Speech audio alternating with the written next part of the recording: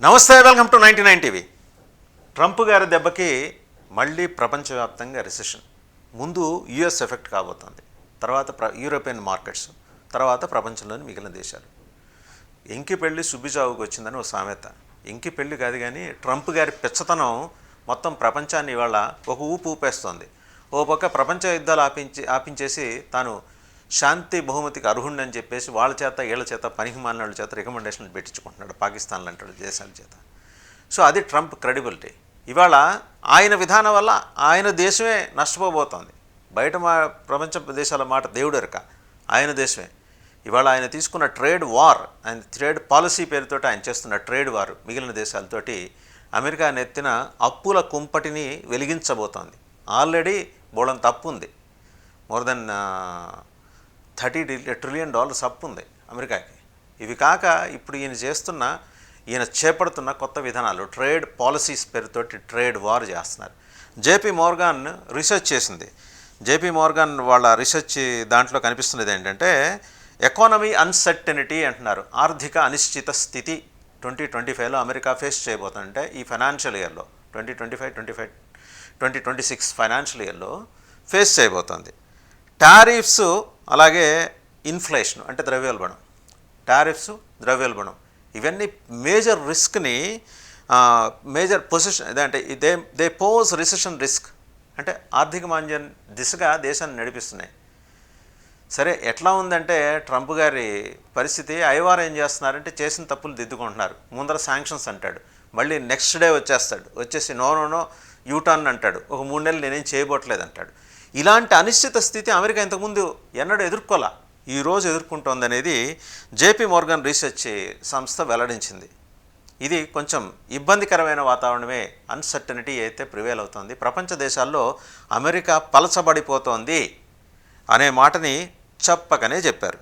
ఇంకా federal reserve అయితే కొంత ఎక్స్పెక్టెడ్ టు యూజ్ పాలసీ రాబోయే రోజుల్లో, లేటర్ ఇయర్ అంటే నెక్స్ట్ ఆఫ్ ది ఇయర్లో కొద్దిగా అది కొంత పాలసీని యూజ్ చేయబోతోందని చెప్పేసి.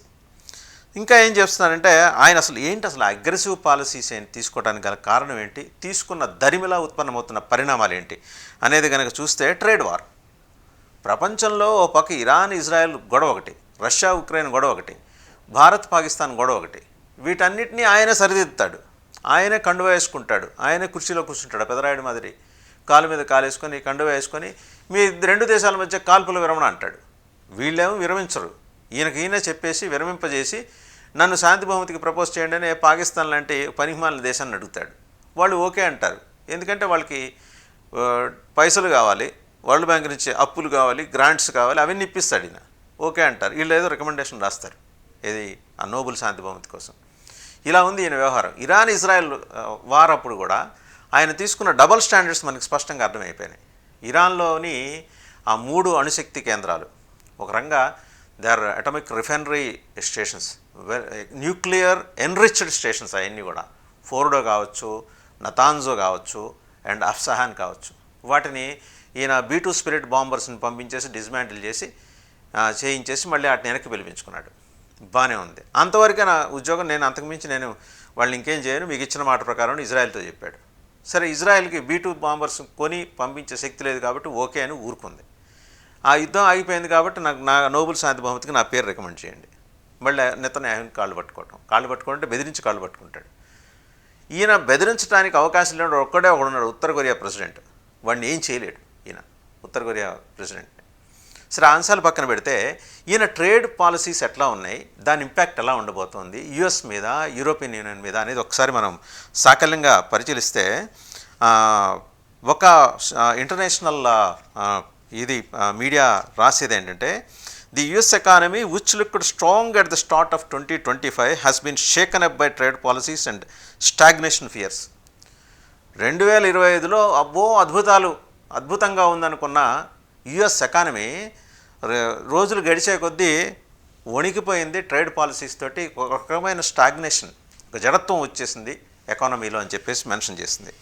అండ్ ఇంకా ఏం రాస్తారు, in it's latest long term economic projections from March 2025, the federal open market committee, FOMC అంటారు, has still suggested a soft landing for the economy with the slowing GDP growth but has not raised alarms of recession. వాళ్ళు ఏం రాస్తారు, GDP growth rate అలా నెమ్మదిగా మందగిస్తూ వస్తుంది, but అదే సందర్భంలో రిసెషన్కి సంబంధించిన రిసెషన్కి సంబంధించిన హెచ్చరిక ఏమీ జారీ చేయలేదట. అయితే ఈయన బోల్డ్ పాలసీ మెజర్స్ ఎలా ఉన్నాయంటే, they have made the next several months A critical period for the US economy. ఈయన తీసుకున్న ట్రేడ్ పాలసీలు రాబోయే నెలల్లో యుఎస్ ఎకానమీని బాగా కుంచుకుపోయేలా చేసి ఎకానమీ మళ్ళీ లేవటానికి వీల్లేని విధంగా కోలుకోలేని దెబ్బ కొట్టబోతున్నాయి ఈయన ట్రేడ్ పాలసీస్, ట్రేడ్ టారిఫ్స్. కానీ ట్రేడ్ వార్ పాలసీలు అనేది మర్యాదస్తులు మాట్లాడుకునే మాట. బహిరంగంగా పచ్చిగా మాట్లాడుకోవాలంటే ఆయన చేస్తున్నది ట్రేడ్ వార్. దానివల్ల వాళ్ళ దేశమే ఇప్పుడు ఎట్లా ఉంటుందంటే, మన వెనక్కి తాను ఎక్కిన కొమ్మని తానే నరుక్కున్నట్టు ఒక పెద్ద మనిషి. ఇప్పుడు తాను ఎక్కిన పీఠాన్ని ఆయన నరుక్కుంటున్నాడు, అధ్యక్ష పీఠాన్ని, ఇలాంటి పనులు చేయటం వల్ల అనేది యుఎస్ సిటిజన్స్ అభిప్రాయం. అలాగే 2025 మేలో జేపీ మార్గన్ ఒక రీసెర్చ్ కండక్ట్ చేస్తే వాళ్ళు చెప్పేది ఏంటంటే, it had reduce the probability of A US and global recession occurring from 60 to 40%. 60% నుంచి 40% అయితే ఆ రిసెషన్కి సంబంధించిన ఆ ప్రమాదం తగ్గింది అని అంటుంది. కానీ ప్రమాదం లేదని చెప్పట్లా. 60 to 40%కి తగ్గిపోయే అవకాశం ఉంది, 60% నుంచి అని. అండ్ అలాగే ఇంకా ఏం చెప్తున్నారంటే, సబ్పార్ గ్రోత్ కుడ్ లై అహెడ్. మరి ఇది కూడా గమనించదగ్గ విషయమే. ఇంకా అలాగే ఈ fed is not expected to start easing until December 2025. ఇది కొంచెం క్రిటికల్ పీరియడ్. ఇందాకే చెప్పినట్టు December 2025 వరకు కూడా ఫెడ్ అనేది అంత సౌకర్యంగాను అంత సౌలభ్యంగాను ఉండకపోవచ్చు అనేది. With 3 sequential cuts thereafter, reaching a policy rate of 3.25 to 3.5% by the second quarter of 2026. అది స్పష్టంగా కనిపిస్తుంది.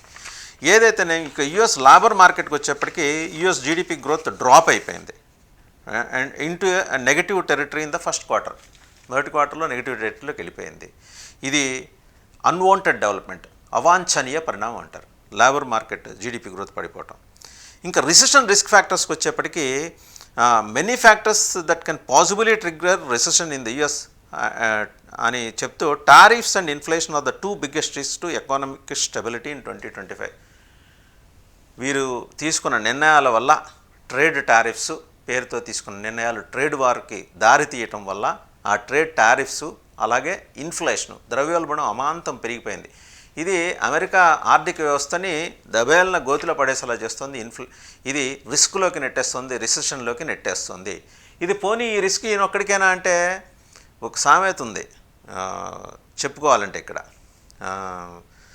రాచపీనుగా వెళ్తూ ఒక్కతే వెళ్ళదట, ఓ 10 మందిని పోగేసుకుని వెళ్తుందట.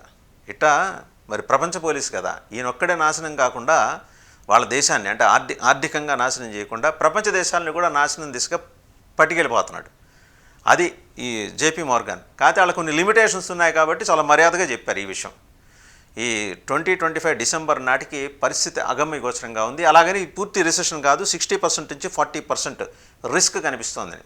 60% ఉంటుందనుకున్నాం, కాకపోతే 40% వరకు రిస్క్ ఉంటుందని. అంతున్నా సరే ఇప్పటికే ఉద్యోగాలు లేక అలో లక్ష్మణ అంటున్నారు అక్కడ వాళ్ళు. మిగిలిన దేశాల్లో ఉన్నదని కట్టకట్టి విమానాలు ఎక్కిచ్చి పంపించేస్తున్నాడు. మరి ఉన్నోళ్ళకైనా ఉద్యోగాలు ఉంటాయంటే ఆయన వచ్చిందే అదే కదా, మగా అనే స్కీమ్ తోటి, make America great again, first America, తర్వాత ఎవరైనా. ఇప్పుడు వాళ్ళకైనా ఉద్యోగాలు, వ్యాపారాలు, వ్యవస్థల నిర్మాణం ఇవన్నీ ఉండాలిగా. అన్నీ తీసి ఎత్తి కుదేసినట్టు అయిపోయిందని చెప్పేసి వాళ్ళు చెప్తున్నది. ఇంకా ట్రంప్ టారిఫ్స్ గురించి ఇంకా మాట్లాడుతూ, ఆయన చాలా కంట్రీస్ నుంచి దిగుమతి చేసుకునే వాటి మీద పెంచిన టారిఫ్స్ చాలా దుర్మార్గంగా ఉన్నాయి, వర్స్ట్ అఫెండర్స్ ఆన్ ట్రేడ్ అని చెప్పేసి. ఏప్రిల్ 2025 అంటే ఈ ఏడాది ఏప్రిల్లో మాసంలో అయితే ట్రంప్ ఒక 10% బేస్లైన్ టారిఫ్ విధించారు almost all goods imported to the US along with customs tariffs. ఉన్న కస్టమ్స్ టారిఫ్స్ కాకుండా అదనంగా 10%. మొత్తం దీనికి ఏంటంటే ఆ దేశం ఈ దేశం లేదు అందరి. మళ్ళీ కొన్ని దేశాలకు ప్రత్యేకమైన టారిఫ్, మళ్ళీ యూటర్న్స్, మళ్ళీ తగ్గించడం, కొన్నాళ్ళు దాన్ని అలా ఫ్రీజ్ చేసి ఉంచడం. ఇలా ఒకటి కాదు, పొద్దున్న తీసుకున్న నిర్ణయం మధ్యాహ్నానికి ఉండదు, మధ్యాహ్నం తీసుకున్న నిర్ణయం సాయంత్రానికి ఉండదు. ఆయన ట్రేడ్ వార్ పాలసీలో మోస్ట్ అన్ప్రెడిక్టబుల్గా ఉంటున్నారు, ఊహించలేకపోతున్నాం ఆయన ఏం చేయబోతున్నాడు అనేది. అండ్ ఈ has been implementing delaying and threatening new tariffs. ఇందాకే మనం మాట్లాడుకుంటున్నాం, ఒకటి అనౌన్స్ చేస్తాడు, థ్రెటన్ చేస్తాడు, బెదిరిస్తాడు, తర్వాత మళ్ళీ యూటర్న్ తీసుకుంటాడు అండ్ బెదిరిస్తాడు, డిలే చేస్తాడు, అయినా సరే మేము న్యూ పాలసీస్ ఉంటాయని చెబుతాడు. అండ్ ఆల్మోస్ట్ వీక్లీ బేసిస్ ప్రతి వారం ఇది ఒక తంతు అయిపోయింది దానికి. మీరు ఏం చేస్తారు వాళ్ళు దేశాలు ఎక్కడికక్కడ అలా బిగపట్టుకుని కూర్చున్నాయి, ఏం చేస్తాడో, వచ్చే వారం ఏం చేస్తున్నాడో, పై వారం ఏం చేస్తున్నాడని. సరే, ఆయన జనవరి 20న ప్రెసిడెంట్గా బాధ్యతలు స్వీకరించిన తొలినాళ్ళలో most of these new customs టారిఫ్స్ని 90 రోజులు వరకు వాయిదా వేసుకున్నాడు. కస్టమ్ టారిఫ్స్ ఆయన ఏదో మనసులో అనుకున్నవి 90 రోజులు అంటే ఏప్రిల్ వరకు వాయిదా వేసుకున్నాడు అనుకుందాం. తర్వాత జూలై 7వ తారీఖు ఏం చేశాడు, ఆయన ఒక రెసిప్రొకల్ టారిఫ్ రేట్స్ని అనే ఒక ప్రకటన రిలీజ్ చేస్తూ దాంట్లో మొత్తం 12 కంట్రీస్ కి చెప్పాడు. ఒక 40% హై ఇది ఉంటుంది, ఇంపోర్ట్ డ్యూటీ ఉంటుంది, దాంట్లో అధిక ఇంపోర్ట్ డ్యూటీ ఉంటుందని 12 కంట్రీస్కి చెప్పేశాడు. అవన్నీ ఆగస్టు 1 నుంచి అమల్లోకి వస్తాయన్నాడు. ఇప్పుడు అది మిగిలిన ప్రపంచ దేశాల్లో రిసెషన్కి దారితీసే ప్రమాదం ఏర్పడింది. అంతే కదండి, వాళ్ళ ఉత్పత్తులు ఈయన దిగుమతి చేసుకోవాలంటే దిగుమతి సుఖం ఇంత ఉంటే ఇక్కడ దిగుమతి చేసుకునేవాడు కూడా ఏం చేస్తాడు, అమెరికాలో దిగుమతి చేసుకునేవాడు దా భారాన్ని కన్జ్యూమర్కి ట్రాన్స్ఫర్ చేస్తాడు, వినియోగదారుడికి ట్రాన్స్ఫర్ చేస్తాడు. నెత్తిన వచ్చి భారం ఎవరికి పడేది, అమెరికన్ సిటిజన్కే పడుతుంది, లేకపోతే అమెరికాలో వలస ఉంటున్న వాళ్ళకి పడుతుంది, ఇమిగ్రాంట్స్కి ఉంటుంది అండ్ నేటివ్స్ ఆఫ్ అమెరికాకు ఉంటుంది. మరి ఏ రకంగా ఆయన మేక్ అమెరికా గ్రేట్ అగైన్ అనే కాన్సెప్ట్ని జస్టిఫై చేస్తాడు అనే ప్రశ్న ఇవాళ అమెరికన్స్ వేస్తున్నారు. అలాగే ట్రేడ్ డీల్స్ని కనుక రీచ్ కాలేకపోతే బిఫోర్ ద డెడ్ లైన్ వాళ్ళు చెప్పేది ఆ దేశాలు రీచ్ కాకపోతే ఈ ఆగస్టు 1 నుంచి వాటికి మ్యూజిక్కే అంటున్నారు. కానీ మ్యూజిక్ అమెరికాలో ఉంది, అమెరికన్ కన్జ్యూమర్స్ నుంచి ఆ మ్యూజిక్ రాబోతుంది ట్రంప్కి. అండ్ ఇంకా కంట్రీస్ని టార్గెట్ చేయడమే కాకుండా higher tariffs on specific materials, ఆయన చాలా క్లియర్గా ఉన్నాడు ఆ విషయంలో. స్పెసిఫిక్ మెటీరియల్స్ అండ్ ప్రోడక్ట్స్ మీద, వేటి మీద ప్రత్యేకంగా కాపర్, రాగి, steel, aluminium, automobile and pharmaceuticals, వీటన్నిటి మీద చాలా స్పెసిఫిక్గా ఉన్నాడు ఈ టారిఫ్స్ విషయంలో. These uncertainties and Trump's volatile trade policy decisions prompted Washington's trade partners to retaliate. ఇప్పటి వరకు అమెరికాతోటి మరి వ్యాపార వాణిజ్య సంబంధాలున్న దేశాలన్నీ కూడా ఇప్పుడు పునరాలోచనలో పడ్డాయి. అరే, పొద్దున్న లేస్తే ఒక మాట మీద తిన్నగా ఉండడు, మధ్యాహ్నానికి మార్చేస్తాడు, సాయంత్రానికి యూటర్న్ అంటాడు, తెల్లారు లేచేపటికేమో 90 రోజులు మేము ఫ్రీ చేస్తున్నా అంటాడు, పర్లేదంటాడు. ఇంత అన్ప్రెడిక్టబుల్ ప్రెసిడెంట్ తోటి ఆ దేశంతో మనం వ్యాపారం చేసుకోవడం దేనికి, అంచెనిష్టం కన్నా ఆదినిష్టం మేలు అని చెప్పేసి కొన్ని కంట్రీస్ అసలు ఆ వాణిజ్య ఒప్పందాల నుంచి బయటకు వచ్చే ఆలోచనలు కూడా ఉన్నాయి. అది ఏమవుతుంది, ఇది అమెరికాకి దెబ్బ కొట్టడమే కాకుండా ఆ దేశాలకు కూడా ఆర్థిక మాంద్యం అంటే రిసెషన్ దిశగా ఆ దేశాలు కూడా పయనించే ప్రమాదం ప్రత్యేకించి యూరప్ దేశాలు ఎక్కువ కనిపిస్తుంది. ఎందుకంటే మనకు కూడా ఉంటుంది, భారతదేశానికి ఉంటుంది. అది ఎంత ఉంటుంది అనేది మళ్ళీ మనం నెక్స్ట్ ఎపిసోడ్లో మనం మాట్లాడుకుందాం. అసలు యుఎస్ చైనా ట్రేడ్ వార్ గురించి ఇక్కడ మనం ప్రధానంగా ప్రస్తావన చేసుకోవాలి. ఏంటంటే చైనాని ఆయన టార్గెట్ చేశాడు. ఎంత 145% ఏది టారిఫ్ రేట్ వేశాడు. అయితే బీజింగ్ చైనా ఏం చేసింది, దానికి ఓకే ఫైన్ అని చెప్పేసి యుఎస్ గూడ్స్ మీద 125% వేసింది. అంటే అతనికంటే ఘనుడు ఆచంట మల్లన్నని, నువ్వు 145 వేస్తే నేను 125 వేస్తాను, నేను తక్కువ తిన్నానని జీ జిన్పింగ్ గారు ట్రంప్ మాడి మీద కొట్టాడు అనమాట. అలాగే 2025 మేకి వచ్చేప్పటికి, అంటే ఈ ఏడాది మేకి వచ్చేప్పటికి 2 కంట్రీస్ ఒక అగ్రిమెంట్కి వచ్చాయి యుఎస్ టారిఫ్స్ని తగ్గించుకుంటానికి. ఆన్ చైనీస్ గూడ్స్ 30% తగ్గించేట్టు, అలాగే Chinese tariffs on US goods 10% తగ్గించుకునేట్టు ఒప్పందానికి వచ్చాయి. ఇదే అంటే నిశ్చితంగా ఒక పాలసీకి నేను కట్టుబడి ఉన్నానని ట్రంప్ చెప్పకపోవటం వల్ల ఉత్పన్నమయ్యే విపరిణామాలని చైనా లాంటి పెద్ద దేశం కాబట్టి ధీటుగా ఎదుర్కోగలిగింది. వర్ధమాన దేశాలు ఎదుర్కొంటాయి. అండ్ యూరోపియన్ కంట్రీస్ చాలా వరకు ఇప్పటికే రిసెషన్ బాటన పట్టినాయి, ఆర్థిక మాంద్యం బాటన పట్టినాయి. ఎలా వాటన్నిటిని అడ్రస్ చేయడం, ఇది uncertainty around taxes, tariffs and geo political issues has left business and consumers unsure about their spending and investment decisions. ఇది చాలా కీలకమైనది. పొద్దున్న లేస్తే జియో పొలిటికల్ అఫైర్స్ ఎట్టుంటాయో తెలియట్లా. అమెరికా ఎవరితో యుద్ధం చేస్తుందో తెలియదు, అణు యుద్ధాలు అంటున్నారు. రష్యాతో యుద్ధం చేస్తుంది, ఎవరితో కలిసి, యూకేతో కలిసి. చైనాతో యుద్ధం చేస్తుంది, చైనాతో యుద్ధం చేసేప్పుడు ఫ్రాన్స్ని కలుపుకుంటుంది. మిగిలిన యూరోపియన్ యూనియన్ కంట్రీస్ అన్నీ కూడా అమెరికా దగ్గర కాళ్ళబేరానికి వచ్చి, అయ్యా మొత్తం మేము 10 మంది ఏదో మీ సంతోషం అని నమస్కారం పెట్టుకొని మీ సపోర్ట్ కావాలి, ఒకవేళ ప్రపంచ యుద్ధం వస్తే మమ్మల్ని కాపాడే దిక్కు నువ్వే, ప్రపంచ పోలీసువి, నువ్వే కాపాడాలని చెప్పేసి ఆయన ముందు కైమోడ్పులు అంటే ఇలాగ ఎలుగెత్తి చాటి. అంటే ప్రపంచ దేశాలన్నింటినీ తన చుట్టూ తిప్పుకునే క్రమంలో భాగంగా ఓ పక్క ఆయుధాల వ్యాపారం సాగించుకుంటూ, మరో పక్క దేశంలో అంతర్గత ఆర్థిక సంక్షోభానికి కారణమవుతూ అమెరికాలో, ఇంకో పక్క యూరోపియన్ యూనియన్ ఆర్థిక మాంద్యం దిశగా నడిపించేస్తూ, చివరిలో ఏషియన్ కాంటినెంట్లో ఉన్న దేశాలు లైక్ భారతదేశం కావచ్చు, ఇంకో దేశం కావచ్చు, కొంచెం పెద్ద దేశాలు, ఇవన్నీ కూడా రిసెషన్ బారిన పట్టడానికి గల కారణం. ఇన్ని కారణాలకి కార్యస్థానం ట్రంప్ అనమాట. చూద్దాం ఈ ట్రేడ్ వార్ని ఆయన ఎక్కడికి తీసుకెళ్తాడో, అది ఎలా ముగుస్తుందో.